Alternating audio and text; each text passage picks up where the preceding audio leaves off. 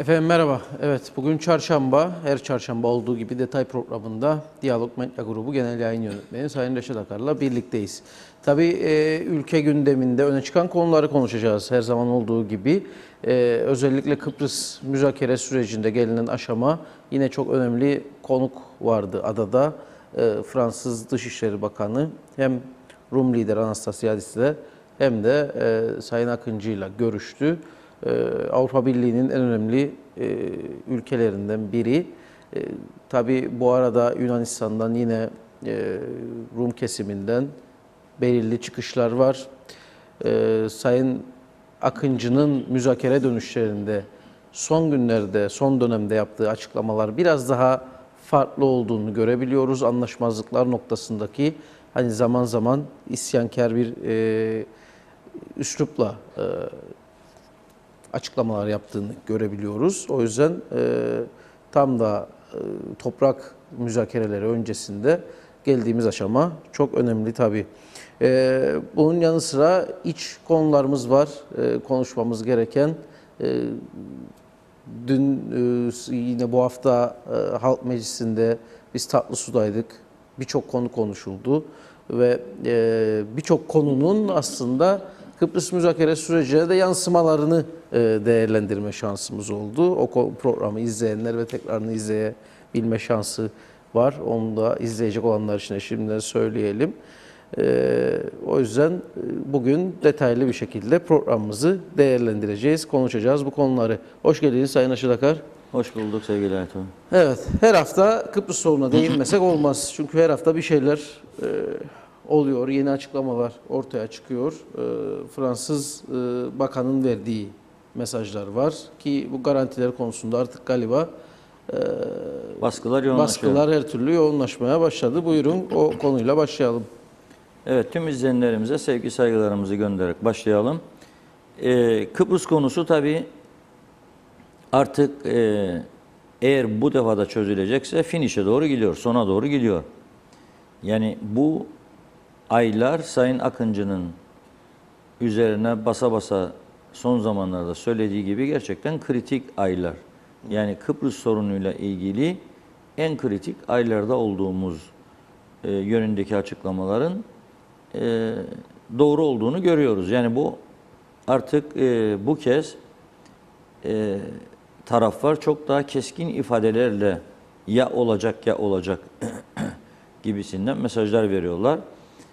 Kıbrıs konusunda uzmanlığıyla tanınan Türkiye Dışişleri eski müsteşarı, şimdi Birleşmiş Milletler daimi temsilcisi olan Sayın Sinirlioğlu'nun önceki gün ciddi uyarıları vardı. Evet. Özellikle Rum kesimine yönelik olarak ve tabii ki Avrupa Birliği'ne yönelik olarak ve diyordu ki biz hala da Cumhurbaşkanı Sayın Recep Tayyip Erdoğan'ın başından beri söylediği gibi bir adım önde politikasını izlemeye devam ediyoruz ve müzakerelerin sonuç almasını istiyoruz.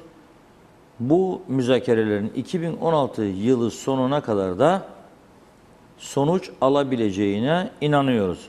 Böyle olması lazımdı. Ama olmazsa bu da başka bir oyun sahneye gelecek diyor. Yani farklı ve iki devlet ileriki yıllarda eğer müzakere olacaksa devletten devlete işbirliği müzakereleri olabileceği konuşuluyor. Yani sen bize gaz verirsin, biz sana buradan su veririz mesela. Evet. Bunun gibi işbirliği gündeme gelebilir. Yani adanın birleşmesi değil şeklinde önemli mesajlar verdi. Tabii Rumlar bu mesajları ne kadar dikkate alırlar ve tavır belirlerler. Onda maalesef geçmişten bugüne gelen deneyimlerimiz umutlu olmamıza yardımcı olmuyor. Çünkü Rumlar en büyük felaketi biz 74'te yaşadık diyorlar ve bugün ayaktayız. Eğer bu çözüm olacaksa bir defa daha buradaki Helenizmi ki Başpiskopos da söyledi, Anastasiadis de söyledi. Buradaki Helenizmi yok etmeyecek, Helenizmin çıkarlarına ters gelmeyecek bir oluşum olması lazım. Anastasiadis, Rum Cumhurbaşkanı geçtiğimiz pazar akşamı yine bir 74 yılında hayatını kaybeden bir Rum'un bir EOKA'cının büstünü açarken orada şunu söyledi. Bu herkesin bunu bilmesinde fayda vardır söylenenlerin. Boş laflar değil. Her anıt açılışında yapmamız gereken bir tek dua vardır dedi. O dua da ülkemizin işgalden kurtulmasıdır.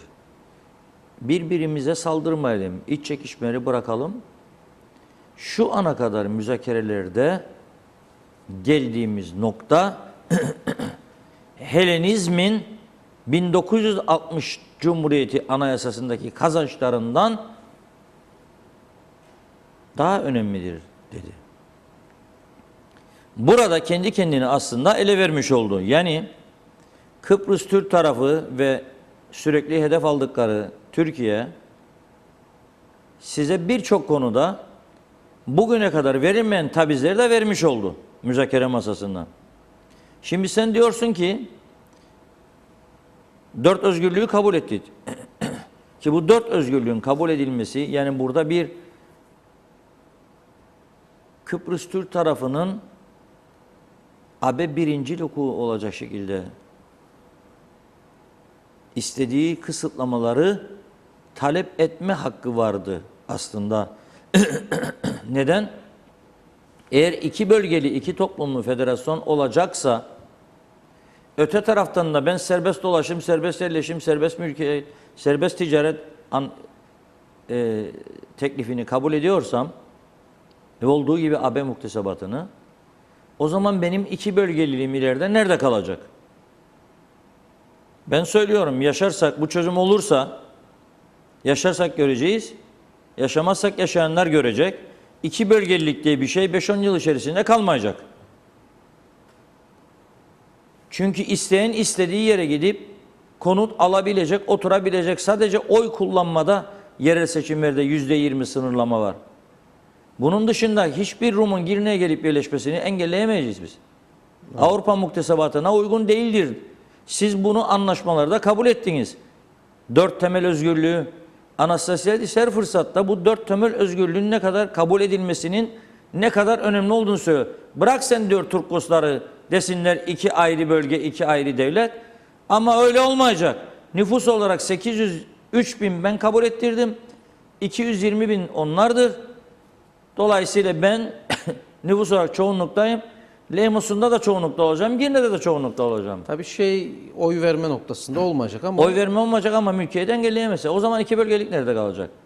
Ve diyorlar ki garantileri de bizim taraf bunu önerdiğini iddia ediyorlar. Bence bizim taraf önerdiyse çok tehlikeli. Mayın tarlasından beter bir öneridir bu da. Yani ben şu anda ben adanın üzerinde her türlü zenginlikte ve güvenlik konusunda yetkiliyim. Ama kendi kendime diyorum ki ya o terk et, bu yetkiyi istemiyor. Bak onlar falan karşı çıkıyor. Helenizmin menfaatleri için Türkiye istemiyorlar. Ben de Türk olarak hadi bir barışa katkım olsun. İptal edeyim bu yetkilerimi. Takıp kuzeyin garantörü olayım bu da. Hangi kuzeyin? Kuzey nasıl olacak? Girne'nin mahallesinde 7 Rum 4 tane Türk olduğunda hangi kuzeyin olacak? Anlamadım ben. Bunu nasıl izah edecekler bize? Ya bunu kim? Aprakadapra vardı bir zaman sihirbaz. Aprakadapra sihirbaz bile bunu anlatamaz bize. Nasıl anlayacak? Yani bireylerin değil ama toprak sonuçta bir hangi toprak bize vardı? ait bölge. Toprağın satışını engellemiyorsun. Toprağın el değiştirmesini engelleyemiyorsun. Herkesin istediği yerde istediği mülkü alabilmesini serbest bırakıyorsun. Nasıl engelleyeceksin ki bunu? Bir daha karanlıkta bir şeyler var. Yok öyle değildir diyorsa birileri bunu açıklaması lazım. Karanlıkta bir şeyler var. Bu belli. Ama şimdi o değil mesele. Sayın Akıncı'nın son açıkladığı darından anlaşılan şu ki Rum tarafı bize sözde mesela yönetim başlığındaki ilgili yerlerde bize temsiliyet hakkı veriliyor. Mesela ama orada Kıbrıslı Türklerin oy vermeyeceği anlaşmalar da geçebilecek. Neden? Sarı Çorumluk diyor. 8 kişi toplandı. 5'i Rum, 3'ü Türk. 5'i evet dedi, 3 Türk hayır da dese geçecek. O zaman benim orada bulunmamın ne anlamı vardı? Bunu kabul etmiyor ama Sayın Cumhurbaşkanı. Kabul Bu etmedi. söyledi. Çok yerinde, çok haklı bir tepki koydu ortaya. Kutluyorum kendisini. Çok doğru. Ama onda bile bize mastiga oynamaya çalışıyor adamlar. Yani özet şudur. Hiçbir hak ve yetki sana vermeyecek şekilde kurnaz taktik politikalar geliştiriyorlar. Önce bizi çektiler, içine aldılar. Tünelin içine çektiler bizi. Dediler ki kabul et bakalım bunları. Önce de bir yürüyelim. Neyi kabul et? 4 temel özgürlük. Avrupa Birliği canım, Avrupa. Bugün şartlar değişti. 60 bak ne diyor, Fransız bakanı da ezberletmişler. O da geldi. 60'ın şartları yok ki diyor. Dünya değişti. Tabii değişti. 60'ta DC-9'lar uçardı mesela. Veyahut da Fokker'ler uçardı, pervaneli. Şimdi de A380'ler uçar. Evet değişti. Biz de biliyoruz bunu. Teknoloji değişti. Birçok şey değişti. Ama ırklar arası savaşlar, azınlıklara yönelik saldırılar, güvencesiz ve topraksız insanlara başına gelenler ortada. Ben kendimi nasıl garanti alacağım? Benim bir tek güvenebileceğim Türkiye'm vardır. Beni nasıl sen bundan da dışlayacaksın? Efendim bizzat Yunanistan'ı dışlıyoruz. Kimi kandırıyorsun sen? Çocuk mu var karşında? Avrupa Birliği yeter diyor. Avrupa Birliği'nin üyesidir Yunanistan. Kıbrıs Cumhuriyeti de üyesi. Dolaylı enosis gerçekleşecek işte. Böyle olunca Avrupa içinde. Avrupa üyesi olduğu için Yunanistan'ın Kıbrıs'a müdahale hakkı olacak. Avrupa üyeleriyle birlikte. Türkiye Avrupa üyesi değil. Türkiye gımıldamaya kalktığında benim soydaşlarım da hop diyecekler. Dur. Nereye gidiyorsun? Sen gidemezsin ki. Sen ne garantin var ne bir şeyin var. Yetkin var. Havada durdururlar uçakları kilitlerler. Hani Bazar der ya, Türkiye anlaşma mı ister? Meyhane masasında çok konuşur bu. Birileri bunu sızdırıyor. İnsanlarımızın yapısı da müsait buna. Hem Türkiye'den hem biz de Efe'yiz. Biz yakarız yıkarız istediğimizde diyor. Bu var bizim genlerimizde. Biz garanti anlaşmasını isterik ya. Kalkarım Mersin'den, Adana jet üstünden. 8 dakika sonra yıkarım ben de. Havada kilitlerler seni, daha pistte uçakların koştururken kilitlerler. Ne yıkar kalkacaksın? Ya Biraz garantör olduğun halde yani. sen, garantör olduğun halde 11 yılda kalkamadın. Sen gelesin 63'ten 74'te bunun içine ne kanlar akıdı.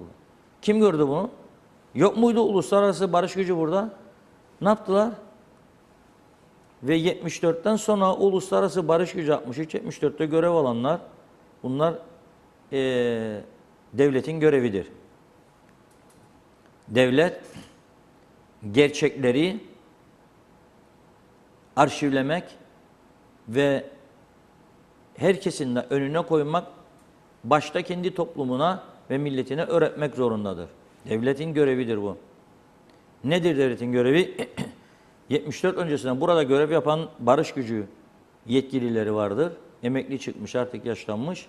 Daha sonra gelip bu ülkeye çok korkunç, tüyler ürpetici ifadeleri vardır, açıklamaları vardır.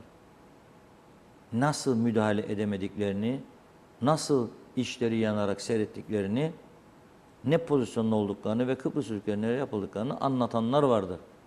Mesela ben bir tane İrlandalı çavuşdan dinledim. Bavuluna koymuş fotoğrafları da gelmiş Kıbrıs'a. Gazeteci arıyor. Tanıştırdılar bizi, konuştum. Ruby. İlk öldürülen askerin fotoğraflarına kadar getirmiş beraberinde. Dehşet verici şeyler dinledim. Hamile Türk kadının helikoptere binip da İngiliz üstlerinden Türkiye'ye götürülmesini dahi engellediklerini anlattı bana. Hamile kadın doğuracak kanaması var, ciddi sıkıntısı var. Ona dahi engel olduklarını anlattı. Bunu bana değil, herkese, devlet yetkililerinin arşivlerinde de vardı. Bunlar cumhurbaşkanları değişirse Cumhurbaşkanı arşivi yok olmaz herhalde. Merhum Cumhurbaşkanımız Rauf Denktaş'ın milyonlarla yazdıkları, bıraktıkları vardır. Ayrıca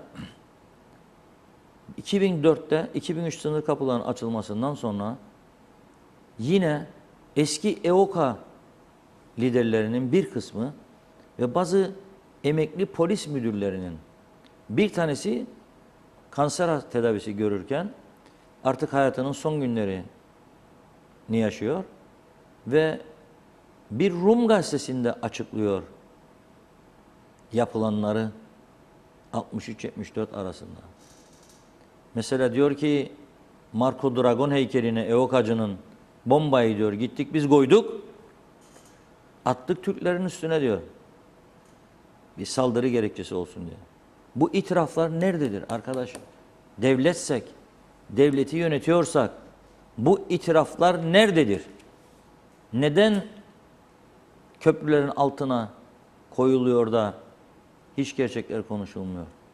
Ama benim sevindiğim bir şey Sayın Akıncı son günlerde o eski dönemlerde yaşadıklarımızı ve o yaşadığımız acı tecrübelerden dolayı şu anda kendimize garanti istediğimizi söylüyor yüzlerine karşı. Bu güzel bir gelişme.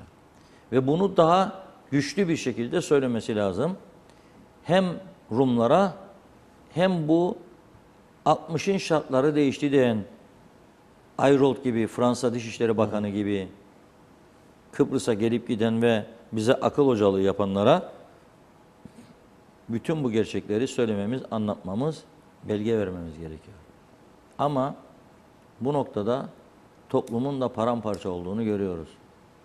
Mesela Güzelyurt'ta gençlerin başını çektiği bir grup sivil toplum örgütleri birleşmiş bir karış toprak vermeyik. O sloganı beğenmeyebilirik. Ben de beğenmem. Bir karış toprak vermeyik olmaz. Anlaşma yapacaksan bir miktar vereceksin. Bazı yerden de belki alacaksın. Ama bir mesaj vermek istedi bu insanlar. Yani ben dedi 42 yıldır Güzelyurt'ta otururum. Mesela Datlısu'da da dinledik değil mi? Adam diyor ki ben burada doğdum diyor. Güneydeki yerimi bilmem diyor adam. 3 yaşındaydım geldiğimde diyor ben Yahut'ta. 3 yaşındaki yerimi hatırlarım ve isterim. Yoksa 42 yıldır yaşadım. O benimkinde otursun ben burada oturacağım. Zaten bu nüfus mübadelesi neden yapılmıştı zamanında? Artık iki tarafın lideri de merhum Denktaş ve Klerides anlamışlardı ki iki toplumu bir arada tutmak mümkün değil. Onun için nüfus mübadelesini yaptılar. Rumlar güneye, Türkler kuzeye. Şimdi ne oldu da ne değişti ki iki toplum arasında ne tür yakınlaşma var ki ne tür güvence veriyorlar birbirlerine ki bunu sen bertaraf etmeye gidiyorsun. Tam tersi güneyde yeni bir terör örgütü kuruldu. O terör örgütü şu anki şartlarda bile Kıbrıslı Türklere saldırıyor. Kıbrıslı Türklerin liderlerine saldırıyor topuzlarla, zincirlerle, demirlerle ve hiçbir ceza da görmüyor. Bana diyeceksin ki sen çözüm olduktan sonra şu anda bile hiç olmazsa beni kandırmak için be arkadaş dereyi geçinceye kadar kandır beni ve gözümü boya. 2 tanesini koy hapishane koyduk de çıkar manşetlerde Rum gazetelerinde. Bak Türklere saldırdığı için koyduk ceza verdik. Bunu yapmıyorsun. Ama bir Rum'u bak çok önemli. Bir Rum'u bir değil tabii 4 kişi öldürüldü de Ayasofya'da 4 tane Rum'un öldürülmesi cinayetiyle ilgili davada 4 tane sanık vardır. İlk 2 tanesi en basit. Daha vuranlar değil ha. En basit. Bir tanesi onlara konaklama imkanı sağlamış tetikçilere ve silah bulmalarına da yardımcı olmuş. Müebbet hapislik verildi. Ömür boyu hapistir. 32 yaşındadır. Güneş yüzü görmeyecek bir daha. Doğa için çözüm olursa belki çözüme bahane. Bir af çıkarsa genel af ki herhalde çıkar. O zaman kurtarır. Ama cinayet suçlarına herhalde vermezler. Herhalde olmaz cinayet ama. Peki ona bunu veriyorsun da bizim Sertu Akdoğu gitarcı arkadaşımız, müzisyen, genç Kıbrıslı Türk'ü 4-5 yerinden bıçaklayan, öldürmek için bıçaklayanlar ve bunlar görülmüş, tespit edilmiş. Kamera kayıtları var. Onlar da beraat. Neden? Çünkü saldırdığı, öldürmek istediği, işlediği cinayetin hedefi Türk olduğu için. Nasıl değişti zihniyetler? Tam tersi. 42 yıldır beş parmaklardaki bayraklara baktıkça bu insanlar demir çiğniyor. Bu bir gerçek. Baktıkça bize karşı düşmanlıklar artıyor. O zaman nasıl olacak bu iş? Ya bayrağı mı kaldıralım? Bayrağı kaldıralım meselesi değil. Bugün anlaştık da yarın bir araya geldik. Ne olacak? Nasıl? Yani bu 42 yıldır demir çiğneyen adam gelip de benim ben tavernada sirtaki mi oynayacak? Yapmayacak bunu herhalde. Onun için çok uzun zaman ister, eğitimi değiştirmek lazım falan Sayın filan. Sibel Siber'in son zamanlardaki konuşmalarının altını çizmek isterim. Ve çok anlamlı mesajlar veriyor. Anlayan varsa tabii. Diyor ki, önemli olan diyor, bir çözümün yaşayabilmesi için barışın olması lazım. Barış olmazsa toplumlar arasında çözüm nasıl yaşayacak? Bizim o toplumla aramda barış var mı? Yok. Ayrıca 8 bin, 9 bin civarına çıkmıştı güneyde çalışan işçilerimizin sayısı. Belki bunların içerisinde 50, 60, hadi taş patlasa 100 tanesi şimdi söyleyeceklerime katılmayabilir. Yok ya bizde olmadı, biz çok iyiydik falan filan diyebilir. Ama 8.000'in 7.990'ının, 7.900'ün en azından bu düşüncede olduklarını biliyorum. Çok insanla konuştum. Gidiyoruz diyor inşaatlarda. Müteahhit Rum. Bizim yanımızda birkaç tane de Rum çalışıyor inşaatta. Yemek saati geldi mi yemeği bile bizimle oturup yemiyorlar. Bu konularda yüzlerce röportajlar yapıldı. Unutulmasın bunlar. Oturup benimle diyor yemek yemiyor diyor benim işçim. Biz diyor çağırıp davet ederek gel diyor. Börek getirdik, dolma getirdik falan filan. Oo. 2 Rum çekilir bir köşeye. 3 Türk, 4 Türk neyse orada çalışan onlar da bir köşede. Nasıl olacak bu arkadaş? Sabah uyandım ben. Çanlar çalacak. Ne yapacağım? 2016 bitmeden çözüm. Nasıl olacak? Yahu Suriye'de 1 milyona yaklaştı ölenlerin sayısı. Yani çözüm olduğunda da ilk 3-5 ay 5-10 kişinin kafası yarılırsa, öldürülürse, yaralanırsa alışacaksınız buna da. Barış kolay değildir. 42 yıl sonra.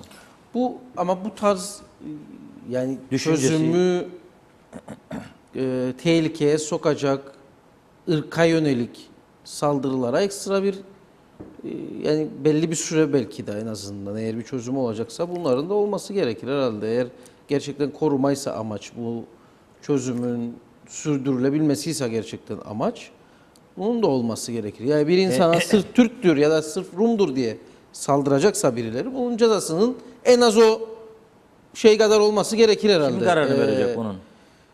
İlk tartışmalarda Türk askerinin bir bölümünün ilk günden çekilmesi, geri kalan da 5 yılda çekilmesi konuşuluyordu. Şimdi aldılar ya istediklerini, 4 özgürlük falan filan. Mülkiyette ilk söz başvuru hakkı onun, ilk söz hakkı onun. Aldılar ya bunları. Şimdi ne diyorlar? İlk günden gidecek. Urli. İlk günden. Bir tane işgalci kalmayacak diyor. Doğacak gemilere gidecekler diyorlar şimdi. Başlarlar ise biz bekleyemeyiz 5 sene. İlk günden ne olacak? İlk günden beni tertipleyesin de. Beni kim koruyacak? 2500 kişilik diyor, uluslararası diyor, polis gücü. Ya 64'ten beri Birleşmiş Milletler barış gücü buradadır. Hangi saldırıyı önleyebildi bugüne kadar? Hiçbirini. Çok saf olmamıza gerek yok. Bak söylüyorum Rumların içerisinde bizimle gerçekten iyi niyetle yaşamak isteyen insanlar da vardır. Bizimle iyi niyetle dostluk içinde yaşamak isteyen insanları vardır. Ama çok azınlıkladırlar. Ezici bir çoğunluk böyle değildir. Yani ayrıca eğer bir terör zihniyeti yani Türklere karşı bir saldırı zihniyeti benimsenmemiş olsaydı topyekün bütün partiler Elam'ın meclise girmesini engelleyemez miydi güneyde? Gelin bakalım birleşelim. DCC, Ama DİKO'da. diğer 5 parti de Elam gibi düşünüyor Elam zaten. gibi, bravo. Onun Hani için biraz AKEL'i belki, biraz da DİSİ'yi belki ayrı tutarsak 1 Kasım'da en azından. Geriye Akel'de kalanlar oy aynı. kaybettiği için dikkat ediyor. Akel'de şimdi o da kırmızı çizgiler. 8 tane kırmızı çizgi saydı bize. Onun da kırmızı çizgilerin başında diğer tüm Rum partileri gibi Türk askerinin çekilip gitmesi. Orada bir konsensus var. Ama bizde de var. Yani bizim de partilerimizde var bu konsensus tam aksi yönde. Değil mi? Bizim partilerimizde garantilerin bugünkü şekliyle kalması yok. Yani mecliste böyle bir karar var. Garantilerin devamı yönünde ama bizim partilerimizin önemli bir kısmında aynı zamanda da değiştirilmesi yönünde Tamam, değişebilir ama özüyle ilgili yani bu garantilerin mesajı veriyor. ellenmesini Sayın Cumhurbaşkanı da veriyor. CTP de destekliyor, TDP de destekliyor. Yani garantilerin değiştirilmesine şu an itibariyle net olarak destek Ulusal Birlik Partisi ve Demokrat Parti'ne verilmedi. Ama Cumhuriyetçi Türk Partisi'nin Toplumcu Kurtuluş Partisi, Toplumcu Demokrasi Partisi bunlar değiştirilmesinden yana. Kaldırılmasına karşı değiştirilebilir. Evet. Evet. Şimdi dolayısıyla bizde Rumlardaki gibi tam bir görüş birliği ulusal dava konusunda yoktur. Ve en büyük zafiyetimiz de budur. Ben kritik bir süreçten geçtiğimizi görüyorum. Ve yine de Rumların bu kendi içindeki tam hakimiyet anlayış, yani olacaksa bu dava Türk askeri gidecek, garantiler değişecek, tüm ada da Kıbrıs Cumhuriyeti'nin hükümranlığı egemen olacak. Bunların tümünü yapsak da, Güzelurdu versek de, Maraş'ı da versek de, diğer köyleri de, Yeşilırmak'a dahil, bu defa ufacık bir iki konuda da pürüz çıkarmaya devam edecekleri anlaşılıyor. Onlar belki bizi kurtarır diye düşünüyorum. Bu mesajın nereye gittiğini herkes anlar. İnşallah bu düşünceleri bizi kurtarır. Çünkü bütün dünya üzerine gelmeye başladı bu işin. Tam da bu dönemde olması Musul'daki harekatın falan bir tesadüf değildir, olamaz. Orta Doğu ateş içinde yanarken Kıbrıs'ı birleştirelim, Avrupa'da tek devlet olsun, bir iyi örnek olsun. Obama da giderken bunu başarsın. Gazın gidişinde bir sıkıntı çıkmasın. Gazın Avrupa'ya nakline sıkıntı çıkmasın. Ve bu şekilde bu iş bitsin. 200 bin kişinin buradaki feryadını Washington'da kimse duymaz. Paris'te hiç duymaz. Onun için onlar zaten Yunanlılarla da özellikle Fransızların çok yakın dostluğu var. Onlar Rum-Yunan politikasına en büyük desteği veren ülkedir. Türkiye'yi daha da sıkıştırıp, bizim liderliğimizi daha da sıkıştırıp bir sonuca gitmek istediler. Ama hiç olmasa Sayın Akıncı'nın ağzından çıkan bir söz vardır. Artık bu kayıtlara geçmiştir. Dönüşümlü başkanlık olmazsa olmazdır. Dönüşümlü başkanlığı içermeyen bir çözümü ben referanduma götürmem dedi. No. Onun için götüremez. Siyasi eşitliğin Onlar da bu unsurları. dönüşümlü başkanlığı asla ve katla kabul etmeyecekler. Kilise buna izin vermez. Bir Söylüyor Türk'ün zaten. Helen devleti diye görüyor onlar, çünkü oluşacak devleti. Helen Cumhuriyeti'nde bir Türk'ün Cumhurbaşkanı olmasını kilise kabul etmez. Kilisenin altındakiler etmez. Anastasyalizm Partisi de etmez. Temel evokacılardır çünkü. Etmezler. O nedenle 42 yıl bekledik. 42 yıl daha gerekirse bekleriz. Bir gün Türkiye zafiyete düşer. Biz de o zaman, bak deli bir milletvekili çıktı, ne dedi? Türkiye dedi, darbenin olduğu gün dedi, saldırsaydık dedi, Girne'ye ilerlerdik dedi, bütün askerleri toplardık dedi, kamyonların içine doldurup götürüp Baf Havaalanı'na dedi, korduk dedi, esir alırdık dedi, biterdi bu iş. Bu düşünceler de var. Hayal üzerine kurulmuş bir siyaset modelleri var. Rumların ve Yunanların inanılır gibi değildir. Tamamen hayal üzerine. Ve bu hayal politikası nelere yol açtı? Tarihte var. Ama bir türlü ders almadıkları anlaşılıyor. Bize burada yaşam hakkı vermek istemiyorlar. Yani üzücü olan budur. Yoksa biz Kıbrıs Türkler olarak Kıbrıs'ın birleşmesini, bütünleşmesini, Rumlarla birlikte yaşamayı çoktan kabul ettik. Şu anda da kabul etmeye hazırız. Bu kadar yaptıklarına rağmen İşte ne kadar hazırız bilmiyorum. Çünkü bu halk meclisi toplantılarda gezdiğimiz yerlerde görüyoruz. İşte, söz alıp konuşan insanları. Evet çözüm isteriz, çözüm olsun diyen hemen hemen hepsi böyledir ama işte az önce bir örnek verdiniz. Ben bu evde otururum 40 yıldır yani nereye gideceğim şimdi diye de sorusunu sorar. Ve günün sonunda bir referandumda böyle bir soruyla karşı karşıya kalırsa o çözüm isterik diyen insanın tavrı da daha farklı olabilir hayır diye olacak hepsinin tavrı. Algılıyorum. Yani 2003-2004 sürecinden ziyade bu dönem Çok farklı. da farklı bir hava var. Şimdi 2004 referandumu farklıydı. Neden? Çünkü sınır kapıları 2003'te açıldı. Bir yılın içerisinde ilk aylar da çok güzeldi. Yani Rumlar Girne limanı doldururdu düşünsen her gece. Yemeler, içmeler, Türklerle kucaklaşmalar o falan evlerini gidip görürlerdi. Bizimkiler onlara bu çiçek verirdi bahçelerinden buketler. 74'ten kalan aile fotoğraflarını saklayanlar verirdi. Bak sizin fotoğraflarınızı da sakladık. Ne kadar güzel bir insanlık bu. Alıp kırıp döküp atmadılar.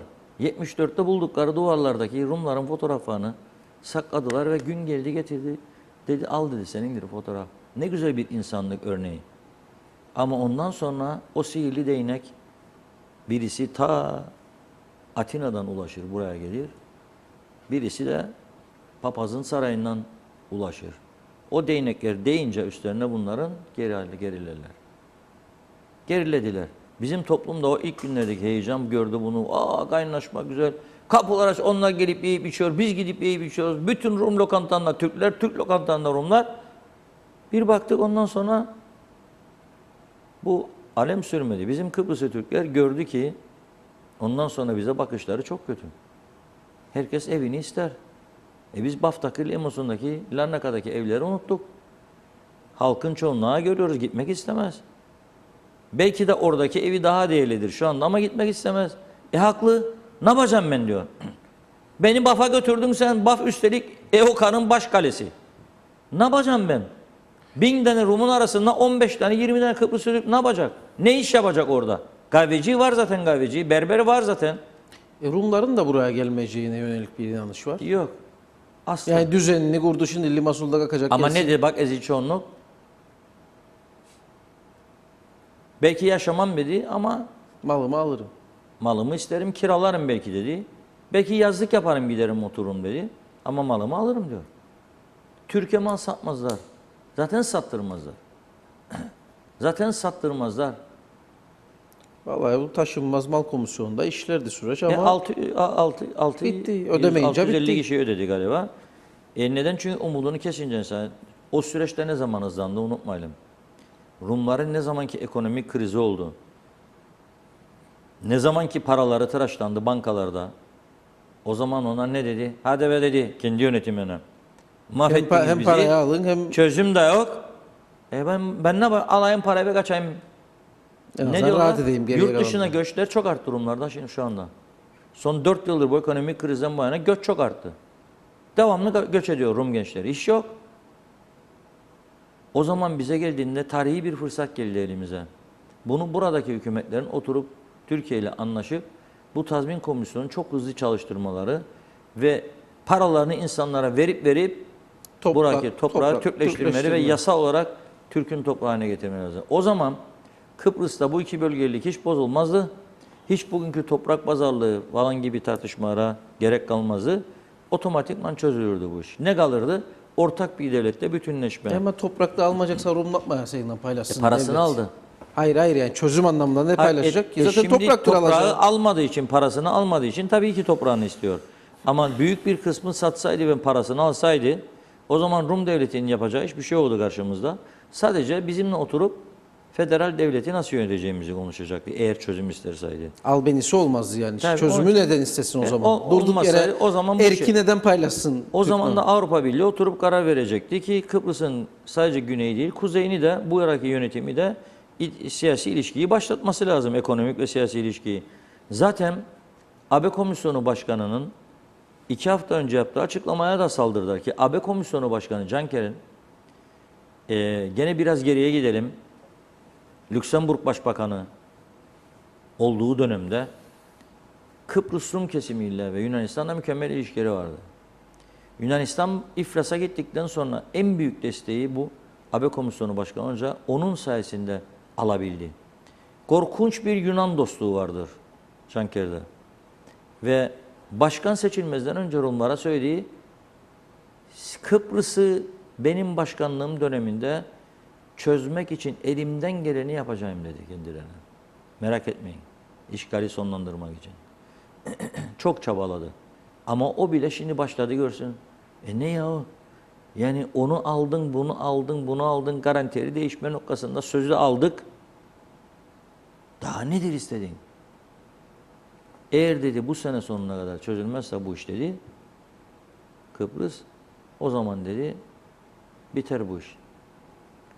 Saldırdılar kendisine bu demet sonrasında. Topyekün. Hepsi birden. Takvim mi koyuyorsun bilmem ne yapıyorsun. Takvim istemeyik. Ne isten ya arkadaş? Ne isten? Uzun vadeli mücadele. İşte onlar ekonomik kriz yaşadı. Türkiye'de yaşarsa biz de yaşarsak. Zaten bizim burada balon gibi bir ekonomi var. Üf dediğimin kendine patlayacak. Hesabını yaptılar bunun ya. Bizde bunun hesabını yapan yoktur. Bizde bunun hesabını yapan yoktur. Ama onlar yapmışlardır hesabını. Üf diyecek sana, ertesi gün patlayacak senin balon. Ben iddia ederim ki çözüm olsun 2016 sonunda 2017'nin ilk 3 ayda uygulama süreci falan 2017'nin ortalarında ayakta durabilecek işletme sayımızın 10 parmağı geçeceğini sanmıyorum. Ama bu geçiş sürecinde korumalar vesaire filan. Avrupa'ya Belki daha uyum uzun var. meselesi adı altında hepsi kapanacak. Hiçbir tane kurumumuz kooperatif dahil, Devlet kurumlardan bahsedersin yoksa özelde mi? özel de bahsederim. Hiçbir Avrupa standartında ne vardır bizde? Tatlı suda konuştuk, hayvancağın neydi? Mezbahayı bize ver. Avrupa Birliği'nin verdiği paraydı, bitmedi. Çalma çırpmalar oldu, kaldı yarım yamalak. Ne yargılanan oldu, ne bitiren oldu. Bir tane mezbahan yoktur senin. Hepsi kapanacak. Sütçülük, Kofi Annan'ın uyarıları vardı. Ne olacağı çözümden sonra. Bu işletme teknolojisi AB'ye uyumlu değildir. Kooperatif fena değil. Sütçülüğümüz, hellimciliğimiz aynı gün hepsini kapatacaklar zaten. Aynı gün. Kimdir AB standartlarında üretim yapan hellim? AB standartlarında üretim yapılırsa nasıl olur da 10 lira 15 lira hellim satılır? 4 lira, 3 lira. 13 euro olur Rum tarafından. Neden? Şimdi bunlar denetlenecek süt bulanımı falan. Bu denetlenecek değil. Terbiye edecek. Limanlar nereden mal getireceksin? Mausa limanı kapanacak ilk günden. Girne limanı kapanacak. AB standartlarının dışında olduğunu 2004'te açıkladılar. Hem AB açıkladı hem Rumlar açıkladı. Minimum 3 yıl ve minimum 250 milyon euro istiyormuş Mausa limanı. AB standartlarına gelsin. Bunları kim hesaplar, kim görüşür, kim tartışır? Ekonomi başlığı bunları içerir herhalde zaten. Bilmem. O Bizde de ekonomik uzman çoktur tabii. Şu anda benim gördüğüm cebi dolu olanlar açıktır bu. Kimse gücenmesin. Ticaret odasında, sanayi odasında ve diğer mişat falan filan. Cebi dolu olanların hesabı şudur. Ya olsun mu işte Avrupa, kimlik, pasaport, para da var. şimdi de var o. Kimlik, pasaport kimde yok. O bir kaybedeceğimiz bir şey yok demek isterim. Yani onların kaybedecekleri hiçbir şey yoktur diye hiçbir... işletmeleri kapanacak, sahası onlar ne zarar etmez kaybedecek? mi? Para olduktan sonra ne kaybedeceği? Ne Çin istesin o zaman? İster. Çünkü Yani ne kaybedecekse günün sonunda ne için istesin? ya adam çözüm şeyine sürüklenmiş, heyetler arası görüşmelere gidiyor geliyor Rumlarla beraber. O ona göre ortamını sağlamıştır. Ya iş dünyasında şöyle bir inanış var. Türkiye gibi büyük bir ekonomide ben aracı olmayı başarabilirsem daha çok kazanırım. Yani en temelde. Yani Türkiye'dir en büyük pazar. Türkiye ile ticaret yapacak bu Rum da günün sonunda daha karlı olması için her şeyin. Öyle izolasyonla düşünüyoruz bakacak. biz. Öyle düşünüyor. Saf düşünüyoruz ama onlar öyle düşünmez. Türkiye'den beklersek Rum mal alacak, satacak. Çok görmüş oluruz. Rum tarafı Türk'ün malını, Türkiye'nin ürünlerini bak açıktır şimdi. Gümrük birliği var. Nedir sınır? 200 bin dolarlardan bahsederler. 200-260 bin dolarlardan bahsederler. Türkiye'den alınan mal. Menşein Türk olmadığı malları becerip de alıyorlar ya. İş dünyasında yoktur öyle İşte şey. görünmeden İşte adamın başına geleni ama yazlık hatırlarsınız şeyden alan o ya. tükten patates belli şey değil ne oldu. Bak ne oldu adam ondan sonra? Şey, açığa çıkınca sıkıntı yaşadı Adam ama çıkar- menşei yok yapar ticaretini. Saniyesinde çıkarlar açığa. Türk'ten aldığı için patatesi bak adamın başına nereye geldi? Bomba koydular evine. 250 kişi ve aralarına milletvekilleri de beraber evinin etrafında yürüyüş yaptılar. Pankart taşıdılar. Bu AB kör gözlüleri de görür bunları. Adam dedi ki yasalara tüzüklere uygun ya. Yeşilat tüzüğüne uygun. Yasa dışı hiçbir şey yok. Rum Tarım Bakanı kendi de diyor. Yasa dışı bir şey yok diyor. Ne engellemem sen bunları ya bu adamı yok ediyorlardı orada.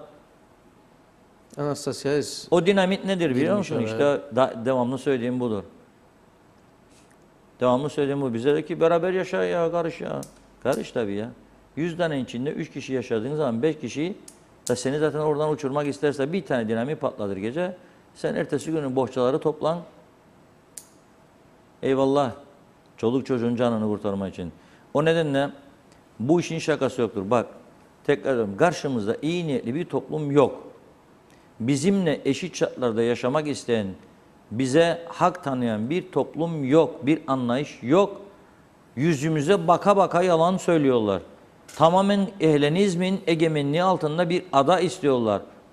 Buna haklarının olduğunu iddia ediyorlar tartıştıkları zaman. O nedenle macera arıyorsak görmeyeceğiz bunları. Yok ya hiçbir şey olmaz diyecek. Ama bu meyhane baskısından olacak iş değildir bunlar. Meyhane baskısından olacak iş değildir bunlar. Siz bu kadar tehlikenin olacağı bir anlaşmaya Sayın Akıncı'nın onay vereceğini ve referanduma götüreceğini düşünür müsünüz? Sayın Akıncı'nın düşünceleri olmayacağı şeklinde olabilir. O onun düşüncesidir. Ben bunca yıllık meslek hayatımda yaşadıklarımı, görüştüğüm binlerce Rum'un düşüncelerini çok iyi, yani Sayın Akıncı'dan fazla bildiğimi tahmin ederim. Yani Sayın Akıncı'yla da ziyaret ettiğimiz, Cumhurbaşkanı'nın öncesinde beraber yemek yediğimiz bazı Rum iş adamları, gazeteci ve siyasetçiler vardır. Farklı düşünebiliriz bu noktada. Sayın Akıncı'nın şu anda üzerinde durduğu ve benim de desteklediğim siyaseti güvenlikte ısrar etmesidir. 2, yönetimde Kıbrıslı Türklerin söz hakkının olmasıdır. Yani söz hakkı da sembolik değil. Kararlarda bunun etkili olması. Rumlar 60'tan daha iyi çizgiye geliyor. Anayasamız demesi Anastasiadis'in bizim veto hakkımızın da Cumhurbaşkanı muavininin veto hakkı vardı. Onu da ortadan kaldırmaya yönelik bir takım düşüncelerin olduğunu ortaya koyuyor. Şimdi tabii ki Kıbrıs çözümsüz, silahlanmalar altında böyle güzel bir ada olmamalı. Bunun olmasını hiçbirimiz istemeyiz. Ama Bu 10 yıllık geçen süre içerisinde, bu Avrupa Birliği 12 yıllık süre içerisinde Kıbrıs Rum tarafında bu ekonomik yardımları yaparken ırkçılık aleyhtarı eğitimi sisteminin değişmesi, kilisenin siyasetten uzaklaştırılması gibi çok önemli yaptırımları Rumlara kabul ettirebilseydi ve iki toplum arasında gerçekten işbirliği yapılabilseydi belki bugün daha iyi bir şartlarda olabilirdik. Ama unutmayalım, gene geçenlerde Sayın Akıncı aklına geldiğinde tepkisini ortaya koydu. Güven yaratıcı, güven artırıcı önlemlerle ilgili ilk toplantıda daha aldıkları kararların hiçbirisi uygulanmadı. Hiçbirisi. Telefonlar birleşecekti. Evet. GSM'ler, cep telefonları, ki adanın her tarafında tek telefonla insanlar konuşabilsin, olmadı. Araç sigortaları birleşecekti, olmadı. Hem Türkiye sigorta parası ödüyorsun hem Rum'a. Elektrik de birleşme olacaktı. Oldu. O kısmen eksildiğimiz zamanlarda alıyoruz, sadece o şekilde oldu. Hiçbir konuda bizimle güven artırıcı önlemlerle ilgili olarak bir adım atmadılar. Her konuda biz bunu seninle anlaştıydık ama yasal engellerimiz var demeye başladılar. Ve bu gerekçelerle, inandırıcı olmayan gerekçelerle bunları da engellediler. Şimdi Avrupa Birliği zaman zaman iki toplumdan bazı fertleri bir araya getiriyor. Mesela resim yaptırıyor 8-10 tane çocuğa ve diyor ki, diyor bu bak ne güzel yakınlaşma. Çocuklar resim yaptı diyor. 2 saatlik bir organizasyonda 8 tane çocuk resim yapmış, Lego oynamış. Buna fon veriyor Avrupa Birliği ve diyor ki bak ne güzel gelişme var canım, bak çok başardık diyor. Dalga geçiyorlar bizimle. Dalga geçiyor. Başardık dedikçe onlar elham büyüyor. 100 kişidir dediler de elham 13.030 oy aldı. Yani o nedenle Kıbrıs sorunun çözümü konusunda Rumlar bizimle paylaşıma hazır değildir. Biz de onlar paylaşıma hazır olsa bile olası bir çözüme hazır değiliz. Hiç tutar bir tarafımız yok. Zeytin değirmenlerinin çoğu kapandı, gene Datlısu'da öğrendim. Harnup felaket. Portakalımız, narenciyemiz, yapılan tahlillerde bazı yerlerde narlar bile aşırı derecede ilaç kalıntıları çıkıyor. Zepse üretimlerimizde Seracar Birliği Başkanı dinledik. Tüylerimiz diken diken oldu. Ne dedi? Bir şey yapıştırırlarmış. Evet. O korkunç bir şey. Kaymasın diye. Kaymasın diyemiş de böcekler yemesinmiş yaprakları diye 28 gün diyor. Sonra toplanması gerekir mahsul. Bazıları onu yapıştırdıktan 3 gün 4 gün sonra mahsulü sürerse diyor yansın başı. Ama nasıl yanacak? Öyle bir mekanizma da yok. Hastanelerimiz dökülüyor. Yani yollarımız bozuk. Sularımız daha yeni, Allah razı olsun, konuşamadık. Türkiye'den su geldi. Haftaya. 17 tane göletin 16 tanesi kurumuş vaziyette. Ve bizim Haradağ şu an bile bazı çok büyük ordinaris profesörlerimiz var ya. Burada dünyanın da nüfusa göre en fazla profesörü Kıbrıs'tadır ha. Kıbrıs Türk tarafında, Rum tarafında değil. Bu kadar üniversite olunca. Bak Rum tarafında ben profesör doktor görmedim hiç. Profesör de olur. Çok gittiğim, görüştüğüm doktorlar var. Profesör görmedim. Normal doktor. Hep profesördür bize. Hep profesördür. Ama bu ordinarius profesörler de var. Şimdi su konusunda bitki örtüsümüş değişecekmişmiş Türkiye'den su gelince. Bak ama kuyudan, dışkılardan çekilen suları ver de yıkadın yüzünü, gözünü, ağzını, insanları kanser ettiniz bunca sene. Hiç düşünmedin ordinarius profesörüm de şimdi içile bir su geldi Türkiye'den de bitki örtün değişecekmiş. Toplum bu noktada nettir.